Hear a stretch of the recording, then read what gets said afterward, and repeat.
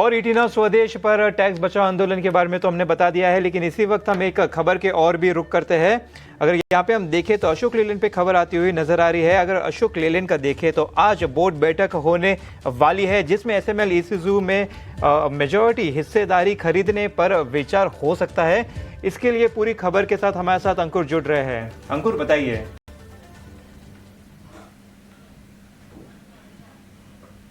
जी, Ashok Leyland SML Isuzu में majority stake खरीद सकता है। सूत्र हमें यही बता रहे हैं कि एक बोर्ड मीटिंग होने वाली है अशोक लेलैंड की, और वहां पे कंसिडरेशन ये होगा कि 40% से ज़्यादा का स्टेक खरीदा जाए। अब ये होगा कैसे? जो शेयर होल्डिंग है इस समय एसएमएल ईसुजू में, वहां पर एक बड़ा हिस्सा जापानीज मेजर सुमितोमो कॉरपोरेशन का है, जो कि 44% का करीब हिस्सा रखते हैं। इसके अलावा अशोक लेलैंड का भी 7% का हिस्सा है, और एक और कंपनी जो एसएमएल ईसुजू में हिस्सा रखती है 15%, वो है ईसुजू मोटर्स। उनका जो टेक्निकल टाई अप है इनके साथ, तो कंसिडरेशन ये है कि सुमितोमो कॉरपोरेशन का जो हिस्सा है वो अशोक लेलैंड खरीद सकता है, और इस पर विचार होने वाला है बोर्ड बैठक में। जो बोर्ड बैठक होने वाली है उस पे इन डिफरेंट परमुटेशन कॉम्बिनेशन पे विचार होंगे कि 7% का हिस्सा ऑलरेडी है, 40% पूरा खरीदना है, कम खरीदना है। ये सारी जो मंत्रणा है वो बोर्ड मीटिंग में हो सकती है, लेकिन सूत्र हमें ये बता रहे हैं कि बिल्कुल अशोक लेलैंड इस पर विचार कर रहा है कि एसएमएल ईसुजू में हिस्सा खरीदा जाए। बिल्कुल अंकुर, सूत्रों के हवाले से तमाम एक्सक्लूसिव जानकारी आपने हमें दी, बहुत बहुत धन्यवाद। और आज दरअसल इस एक्सक्लूसिव खबर से हमें शो की शुरुआत करनी थी, क्योंकि ये एक धमाका जो हम चाहते थे कि हमारे दर्शक सबसे पहले देखें। और इसी के साथ स्वागत है आप सभी का योर स्टॉक में। मैं हूं कविता थपलियाल, मेरे साथ है मेरे सहयोगी अंश पिलवार और शरद दुबे। और धमाका तो हमने दिखा दिया, इस पर विस्तार से बात भी करेंगे। हमारे जो दो एक्सपर्ट्स आए हैं, लेकिन उससे पहले बाजार की चाल एक बार हम डाल लें नजर, तो थोड़ा सा कंसोलिडेशन और हल्का सा ब्रेक लगता हुआ दिखाई दे रहा है, जिसके लिए थोड़ा सा हमने देखा था। एग्जैक्टली कल काफी उतार चढ़ाव था बाजार में, और जिस तरह से बाजार का अंत हुआ, हमें अंदेशा तो लग ही गया था कि आज का सेशन थोड़ा सा वॉलेटाइल और ज्यादा हो सकता है। लेकिन चलिए, हमारे जो आज खास मेहमान है योर स्टॉक में, इनसे भी आपका तारुफ कराते हैं। और इस पूरे घंटे दरअसल हम आपके सवालों के जवाब देने वाले हैं। तो अगर आप योर स्टॉक इस वक्त देख रहे हैं, अपने सवाल हमसे पूछना चाहते हैं, तो झटपट आपको बता देते हैं कि सवाल कैसे पूछने हैं। नंबर आपके स्क्रीन पे फ्लैश हो रहा है, इस पे आप व्हाट्सएप भी कर सकते हैं, आप एसएमएस के जरिए भी सवाल पूछ सकते हैं। स्टॉक का नाम डाल दीजिएगा, किस भाव पे खरीदा है, कब तक आप इसमें रुकना चाहते हैं। यूट्यूब पर अगर देख रहे हैं इस वक्त, तो जल्दी से कमेंट बॉक्स पे अपने सवाल डाल दीजिए, ताकि हमारे मेहमानों से आपके लिए हम स्पेसिफिकली सलाह लें और रणनीति आपके लिए लें। चलिए, आज आपके तमाम सवालों के जवाब देने के लिए मेरे साथ जुड़ गए हैं जीएम फाइनेंशियल सर्विसेज के अक्षय पी भागवत और जियोजी फाइनेंशियल के गौरांग शाह। गुड मॉर्निंग, आप दोनों का ही स्वागत है योर स्टॉक में। और दर्शकों के साथ तो हमें जुड़ना ही है, लेकिन फटाफट एक बाजार का लेवल दर्शकों के सामने रख लेते हैं, उसके बाद आप दोनों से बाजार का एक चेक लेंगे। तो फिलहाल हरे और लाल में झूलता हुआ हमें निफ्टी दिखाई दे रहा है, लेकिन फिलहाल 23,700 के आसपास के लेवल्स है। बैंक निफ्टी हमें लगभग 240 अंक ऊपर 51,854 के लेवल, आधे % की मजबूती यहां पर दिखाई दे रही है। सेंसेक्स आप देख सकते हैं मामूली बढ़त के साथ कारोबार कर रहा है। एक बार जरा ब्रॉडर इंडाइसेस भी लेकर आएंगे आपके स्क्रीन पे, जहां पे आज के मुकाबले हम निफ्टी मिड कैप 100 देखें तो आधा % ऊपर है, 250 अंक यहां पर फिलहाल इंडेक्स दिखाई दे रहा है। और स्मॉल कैप भी अगर आप देखें तो यहां पर बहुत ही मामूली तेजी हरे निशान में, हालांकि ये एक टेरिटरी में दिखाई दे रहा है। कंसोलिडेशन क्लियरली जो इतने अच्छे खासे रनअप के बाद हमें दिखाई दिया है बाजार में, और इसकी उम्मीद भी थी। बहुत सारे एक्सपर्ट लगातार चैनल पर आ रहे थे और कह रहे थे कि ये एक वक्त आएगा जब कंसोलिडेट होगा, और इसको आप हेल्दी भी समझ सकते हैं। हो सकता है कि यहाँ पे खरीदारी करने की भी रणनीति बनाई जा सकती है। बहरहाल वो हमारे एक्सपर्ट्स ही आपको बताएंगे। एक टेक्निकल व्यू लेते हैं झटपट, और एक फंडामेंटल व्यू लेते हैं, उसके बाद दर्शकों के साथ जुड़ते हैं। बहुत कुछ है कार्यक्रम में आज आपके मतलब का। टेक्निकल व्यू के लिए अक्षय मैं आपके पास आऊंगी। चार्ट्स की बदौलत बताइए, कंसोलिडेशन कल ही मेरे ख्याल से आपसे बात हुई थी, और हम इस लेवल्स और बाजार की इस रफ्तार पे थोड़ी सी ब्रेक का जिक्र कर ही रहे थे।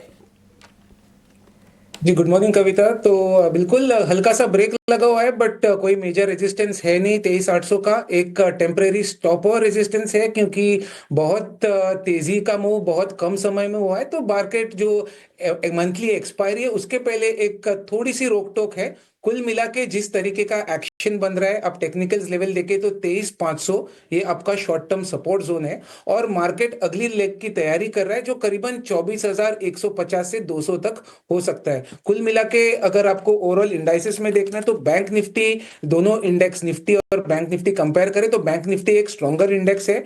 यहाँ पे आप पोजिशनल सेटअप देखें तो 53,700 यहाँ तक इसके ब्रॉडर टारगेट्स तेजी के बनते हुए दिख रहे हैं और जब तक बैंक निफ्टी 51,200 के ऊपर चलता है, कुल मिला के पॉजिटिव व्यू के साथ ही आपको ट्रेड करना है फॉर टारगेट्स ऑफ 53,700। व्यू यहाँ पर बाजार का आपने बताया है। गौरांग, बाजार का फंडामेंटल व्यू तो आपसे लेंगे ही और इसी के साथ साथ जो कार्यक्रम की धमाकेदार शुरुआत की हमने हमारी एक्सक्लूसिव खबर के साथ, जो बोर्ड बैठक होने वाली है अशोक लेलैंड की, जिसमें एसएमएल एसईसीयू को मेजॉरिटी हिस्सेदारी खरीदने पर विचार किया जा सकता है, इस पर भी हम आपकी राय चाहेंगे। आप इस खबर को कैसे देखते हैं ये बताइएगा बाजार की चाल पर अपने आकलन के साथ। तो धन्यवाद कविता, आपका सभी को प्रणाम और शुभ प्रभात हमारे तरफ से। देखिए, पहले तो ये प्रतिस्पर्धा में अशोक लेलैंड का नाम आया है अधिग्रहण करने के लिए। जो भी बातें एसएमएल इशूज को लेकर के कल परसों से चर्चा में है, महिंद्रा एंड महिंद्रा का नाम भी आया था, अब अशोक लेलैंड का नाम आया है। देखिए, अनिवार्य हमारे लिए होगा कि जब तक कागजात पर या जो भी सहमति है उस पर मोहर नहीं लग जाती है, तब तक आगे बढ़ती हुई टिप्पणी करना बहुत ही मुश्किल होगा हमारे लिए। लेकिन एक दो बात स्पष्ट रूप से कहना चाहूंगा। ये बुनियादी तर्क के आधार पर M N M, Mahindra and Mahindra limited और अशोक लेलैंड लिमिटेड, ये दोनों पर ही हमारी खरीदारी की राय है। और हम ये भी मानते हैं कि जो माल ढोने के वाहन होते हैं, यानी कि जो कमर्शियल व्हीकल्स होते हैं, वहां पर आगे जाकर के शायद थोड़ा बहुत और कंसोलिडेशन आपको होता हुआ दिखा देगा। मांग को लेकर के भी अगर आप देखें, जहां तक स्क्रैपेज पॉलिसी का सवाल है, जहां तक निर्माण कार्य का सवाल है, जहां तक माइनिंग और एक्सप्लोरेशन का सवाल है, वहां से भी मांग निरंतर बढ़ रही है। और आधुनिकीकरण के रूप में पहले जो डीजल से चलने वाले वाहन थे, अब यहाँ पर ऊर्जा से चलने वाला वाहन यानी कि इलेक्ट्रिक कमर्शियल व्हीकल और बसेस आपको आते हुए दिखाई दे रहे हैं। तो ये आने वाले समय में दोनों कंपनियों के तरफ से अगर स्पष्टीकरण आता है और मोहर लग जाती है तो अनिवार्य होगा टिप्पणी करना। लेकिन जैसे मैंने बताया, अशोक लेलैंड और महिंद्रा एंड महिंद्रा, ये दोनों ही हमारी बुनियादी तर्क के आधार पर खरीदारी की राय है। लेवल्स जो है गौरांग सर बताते हुए दोनों ही ऑटो स्टॉक्स के लिए। लेकिन अब चलते हमारे पहले कॉलर के पास और हमारे साथ जुड़ रहे जयप्रकाश दोषी जी। नमस्कार जयप्रकाश जी, कहाँ से बोल रहे हैं? हाँ जी, मुंबई से बात कर रहा हूँ सर। बिल्कुल से आपका फोन का इंतजार कर रहा था। जी बिल्कुल, अच्छा हुआ कि आपने फोन का इंतजार किया और बहुत अच्छा लगा ये सुन के कि दर्शक जो है इंतजार कर रहे थे। और देखिए, ये विश्वास की भी बात है exactly. जो दर्शक हमें दिखा रहे हैं, तो सराहना करते हैं और धन्यवाद देते हैं सर आपका। जी शरद जी, और सर हम पूरी तरह मेहनत करेंगे और हमारे साथ दो बेहतरीन गेस्ट भी जुड़े हुए हैं जहां पे आपको फंडामेंटल टेक्निकल कॉल दोनों ही देंगे। भारत इलेक्ट्रॉनिक्स आपका शेयर है, 2158 का क्वांटिटी है, एवरेज प्राइस जो है 71 रुपीज का है। तो यहाँ पे तो सबसे पहले तो मैं आपको कॉन्ग्रेचुलेट करूंगा। प्रॉफिट देखिए, आपका 5 लाख का तो प्रॉफिट यहीं पे दिख रहा है और एक सिग्निफिकेंट अप मूव आया है। खरीदारी के भाव सिर्फ 71 का है और अभी देखिए करंट लेवल्स पे जो है 4 गुना से ज्यादा के प्रॉफिट में आप बैठे हैं। तो ऑफकोर्स अक्षय जी से ये सवाल रहेगा कि दोषी जी यहाँ पे थोड़ी सी प्रॉफिट बुकिंग कर सकते हैं करंट लेवल्स पे, कि अगले 6 से 12 महीने में अगर हम देखा जाए तो यहाँ पे क्या लगता है कि इंपॉर्टेंट लेवल्स रहेंगे, इन्हें बने रहना चाहिए कि थोड़ी प्रॉफिट बुकिंग करनी चाहिए? अक्षय सर। जी बिल्कुल, फर्स्ट ऑफ ऑल कॉन्ग्रेचुलेशंस, क्योंकि आपने बहुत इतने बढ़िया रेट पे एंट्री करा है। तो मुझे नहीं लगता है ओवरऑल कोई आपको प्रॉफिट बुकिंग करने की जरूरत है, क्योंकि आपका पैसा ऑलरेडी इतना मल्टीप्लाई हो चुका है और चार्ट्स पे भी ऐसी कोई संकेत नहीं दिख पा रहे कि स्टॉक में कुछ करेक्शन मोड में हो। रिकवरी वाला कैंडिडेट है, बहुत ही स्ट्रॉन्ग चार्ट पैटर्न है। अगर आप पूरे पेयर सेक्टर में देखें तो भारत इलेक्ट्रॉनिक्स का सबसे स्ट्रॉन्गेस्ट चार्ट है, हेल्दी ट्रेंड, अप ट्रेंड है। तो यहाँ पे फिलहाल तो कोई टारगेट मैं नहीं देना चाहूंगा, क्योंकि आप लॉन्ग टर्म इन्वेस्टर है और छोटे टारगेट्स देके मैं आपका रेजिस्टेंस नहीं डिफाइन करूंगा। होल्ड करने की सलाह है। कुल मिला के 240 250 एक अच्छा सपोर्ट जोन बन चुका है और आने वाले दिनों में या इन्वेस्टमेंट के नजरिए से देखें तो यहां से भी स्टॉक में बहुत अच्छी बढ़त आपको आने वाले दिनों या सालों में दिखने को मिल सकता है। है। अब ये तो बात हो गई है, अब चलते हैं पांडे जी की तरफ। पांडे जी हमारे साथ जुड़े। नमस्कार पांडे जी, आपका कौन सा स्टॉक है और क्या बाइंग प्राइस रही है, ज़रा बताएं। सर मेरे पास 3 स्टॉक्स है। ओके, बताइए आपके कौन से 3 स्टॉक्स है सर। एक है LIC है 825 से 575 स्टॉक, NMDC है 40,565 का रेट में, और मेरे पास कैनरा बैंक है 16,112 के रेट में। जी बिल्कुल, तो 3 स्टॉक्स है आपके। LIC है। सर मैं गौरांग शाह का बहुत बड़ा फैन हूँ, खास करके कितना अच्छा हिंदी बोलते हो। जी बिल्कुल, जी बिल्कुल। हम सब फैन हैं गौरांग सर की हिंदी और उर्दू के, तो हम सभी फैन हैं। जी बिल्कुल, गौरांग सर के हम बहुत बड़े फैन हैं। फंडामेंटल एनालिसिस में गौरांग सर के जो इंपॉर्टेंट व्यूज होते हैं फंडामेंटली लॉन्ग टर्म के लिए, वो बहुत सटीक होते हैं। और सही आपने जो रिक्वेस्ट की है पांडे जी, तो ये तो बनता ही है कि गौरांग सर से ही पूछूंगा मैं तीनों कंपनीज। LIC हुआ आपका पहला, दूसरा है NMDC और तीसरा है Canara bank. Long term basis पे जो है गौरांग सर बहुत अच्छे फेमस जो है कोटेशंस और कमेंट्रीज देते हैं। तो गौरांग सर इन तीनों स्टॉक्स के बारे में बताएं। पहले LIC। हाँ नहीं, सबसे पहले तो पांडे जी को हमारा सादर प्रणाम, शुभ प्रभात, और शब्दावली का जो प्रयोग किया है उसके लिए बहुत बहुत धन्यवाद आपका। तीनों ही कंपनियों के ऊपर जो इन्होंने प्रश्न पूछा है, LIC, NMDC और तीसरी कौन सी कंपनी थी, क्षमा चाहता हूँ जी, कैनरा बैंक था सर। कैनरा बैंक। तो बुनियादी तर्क के आधार पर जी तीनों ही कंपनियों के ऊपर हमारी खरीदारी की राय है। मौजूदा परिस्थिति जो हम देख रहे हैं, पिछले साल अक्टूबर से लेकर के पिछले हफ्ते तक जो बिकवाली हुई या 2 हफ्ते पहले तक जो बिकवाली हुई, उसमें ये तीनों के कंपनियों के दाम नीचे आए हैं। लेकिन अगर आपका पांडे जी निवेश लंबी अवधि का है, पहले तो हम आपको बने रहने की राय देंगे, और अगर आपका निवेश ज्यादा नहीं है और अगर आपके पास निवेश लायक पूंजी है, और तीसरी और सबसे अहम बात पांडे जी, अगर आपके खरीद भाव से 5 या 10% नीचे चल रहे हैं ये सब स्टॉक, तो हम आपको थोड़ा बहुत और निवेश करने की राय देंगे। जीवन बीमा से जुड़ी हुई कंपनी LIC एक दिग्गज कंपनी है, और हमारा अनुमान है कि आने वाले समय में जिसे जैसे लोग नए जीवन बीमा लेना शुरू करेंगे और नया जो सम होगा अश्योर्ड वो ऊपर की तरफ होगा, आय बढ़ेगी। धातु क्षेत्र में NMDC सकारात्मक नजरिया रखता है, खाली एक ही है कि यहाँ पर नजरिया आपको बाकी अन्य क्षेत्र से थोड़ा लंबा रखना पड़ेगा, करीबन 2 या 2.5 साल का। और कैनरा बैंक में हमारा अनुमान है कि आने वाले जो नतीजे होंगे, खास करके चौथे तिमाही के नतीजे अभी जो हम देखेंगे 10 अप्रैल के पश्चात, और आने वाले भविष्य के नतीजे, यहाँ पर सुधार होगा। तो बने रहे, और अगर निवेश लायक पूंजी है तो थोड़ा बहुत और जुड़ सकते हैं। तो इस स्टॉक्स में जो है बने रहने की राय है, और इम्पोर्टेंट कमेंट्री गौरांग सर हमें बताते हुए। लेकिन बेहद खास मुहिम की ओर, टैक्स बचाओ आंदोलन, जहां पर हम आपको बता रहे हैं कि 31 मार्च से पहले कैसे अपनी फाइनेंशियल सिचुएशंस, अपनी स्टेटमेंट्स को इकट्ठा किया जाए, टैक्स बचाने के अनोखे तरीके आपके लिए क्या हो सकते हैं। और अब की बार हमने बात की है टैक्स हार्वेस्टिंग के बारे में, कैसे आप अपने लॉस को अपने गेन्स के साथ, यानी अपने घाटे को अपने मुनाफे के साथ सेट ऑफ कर सकते हैं, एडजस्ट कर सकते हैं, जिससे आपका टैक्स बचेगा। ये नुस्खे इस चर्चा में देखिए।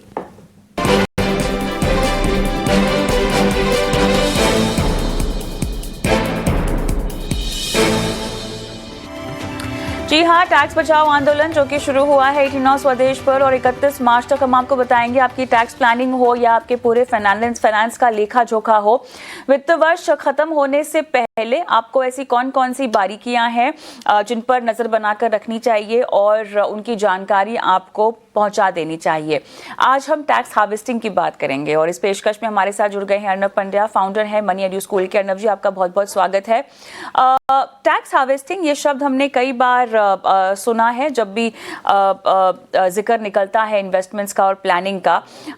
अब ये बताइएगा, क्योंकि हम 31 मार्च की बात कर रहे हैं, ऐसे में आपकी टैक्स सेविंग इन्वेस्टमेंट्स की बात हो या आपके कैपिटल गेन्स और कैपिटल लॉस के आकलन की बात हो, ये सब कुछ करने का यही सही समय है, इसीलिए भी क्योंकि 31 मार्च बहुत ज़्यादा दूर नहीं है आपके पास। क्या स्ट्रैटेजी होती है टैक्स हार्वेस्टिंग, और कैसे इसमें आप अपने टैक्सेबल अकाउंट्स, भले ही कैपिटल गेन्स हो रहा हो या लॉस हो रहा हो, उसमें आप तालमेल बिठा सकते हैं? जी, अगर आप देखें तो जो टैक्स हार्वेस्टिंग का मामला है वो आपके कैपिटल गेन्स से जुड़ा हुआ। तो कोई भी व्यक्ति हो, उनको पूरे साल में कैपिटल गेन्स हुए होंगे शायद कोई इन्वेस्टमेंट पे, वो म्यूचुअल फंड हो, इक्विटी हो, इवन प्रॉपर्टी हो, उसके सामने अगर आप देखेंगे तो कई सारों में कैपिटल लॉस भी हुआ होगा। अब इस साल के बारे में अगर हम बात करें तो आपने देखा कि पहले पूरा जो फर्स्ट हाफ था वहां पर बाजार में तेजी थी, तो इक्विटी में कई सारे लोगों को काफी सारे कैपिटल गेन्स है, लेकिन उसके बाद बाजार में पिछले 5-6 महीने से वीक ट्रेंड चल रहा है, तो वहां पर लॉसेस भी हो सकते हैं। तो जो टैक्स लॉस हार्वेस्टिंग की जो स्ट्रैटेजी होती है उसमें आप स्ट्रैटेजिकली इस प्रकार के लॉसेस बुक करें ताकि आपके कई कैपिटल गेन्स ऑफसेट हो जाए, ताकि आपके at the end of the financial year जो ओवरऑल टैक्स का इम्पैक्ट है वो कम हो जाए। अब ये करने से पहले आपको एक चीज समझनी होगी, क्योंकि ये बहुत महत्वपूर्ण है। आपको ये जानना होगा कि जो कैपिटल गेन्स या लॉस होते हैं उसमें 2 प्रकार के होते हैं, लॉन्ग टर्म और शॉर्ट टर्म। अगर पर यहाँ पर ये जो इंटरनल सेट ऑफ है वो बहुत इंपॉर्टेंट रहता है। अगर आपके पास लॉन्ग टर्म कैपिटल लॉस है तो आप सिर्फ और सिर्फ उसे लॉन्ग टर्म कैपिटल गेन्स के सामने सेट ऑफ कर सकते हैं, जबकि अगर आपके पास शॉर्ट टर्म कैपिटल लॉस है तो आप उसे short term capital loss as well as long term capital loss के सामने सेट ऑफ कर सकते हैं। तो ये इंटरनल तालमेल भी बिठाना बहुत जरूरी है, क्योंकि ऐसा ना हो जाए कि आपके पास लॉन्ग टर्म कैपिटल लॉस हो और उसके सामने शॉर्ट टर्म कैपिटल गेन हो, तो उसमें क्या होगा कि जो लॉन्ग टर्म कैपिटल गेन है वो सेट ऑफ नहीं हो सकता, तो उसे आपको कैरी फॉरवर्ड करना पड़ेगा और सामने की side short term capital gains पे आपको टैक्स भरना पड़ेगा। तो ये जो पूरा मामला है कि आपका कितना long term short term capital gain loss है उसको सेट ऑफ करना, ये एक पूरी स्ट्रेटेजी के हिसाब से आप देख सकते हैं। बताइएगा, ये जानकारी हमें 31 मार्च से पहले देना क्यों जरूरी होती है? स्ट्रैटेजी क्या है, क्यों ये करना होता है, आकलन वो कैसे करना होता है, ये समझ में आ गया, लेकिन इसके पीछे उद्देश्य क्या है और कितनी सटीकता से, किस फॉर्म में आपको ये जानकारी भी देनी होती है साथ में? देखिए, जब भी आप अपने पूरे साल का इनकम की आप उसे टैली करते हैं तो पूरे साल में जो जो आपने कैपिटल गेन्स लॉस किए हैं उसमें शामिल करना पड़ता है। अब थोड़े ही दिन बचे हैं ये फाइनेंशियल ईयर के लिए, इसीलिए अगर आज की तारीख में अगर आप अपना, एक्चुअली आपको तो ये थोड़ा पहले करना चाहिए था, पर मान लीजिए कि नहीं किया है तो और आज कर रहे हैं, तो आपने अगर अपने कैपिटल गेन्स और लॉस का पूरा लिस्ट बनाया और आपको सडनली पता चला कि मेरे पास थोड़ा एक्स्ट्रा गेन्स है जहां पर मुझे एक टैक्स लायबिलिटी आ सकती है, तो उसके सामने आपके पास अभी भी थोड़े दिन है जिसमें इक्विटी मार्केट्स खुले हुए हैं और म्यूचुअल फंड्स का भी आप उसमें ऐड कर सकते हैं, कि जहां पर आप इस प्रकार का सेट ऑफ कर सकते हैं और अपनी प्लानिंग कर सकते हैं। इसीलिए ये 31 मार्च इंपॉर्टेंट है, क्योंकि जो भी उसके पहले होगा वो इस फाइनेंशियल ईयर के कंप्यूटेशन में आ जाएगा। बहुत बहुत धन्यवाद जुड़ने के लिए आज हमारे साथ।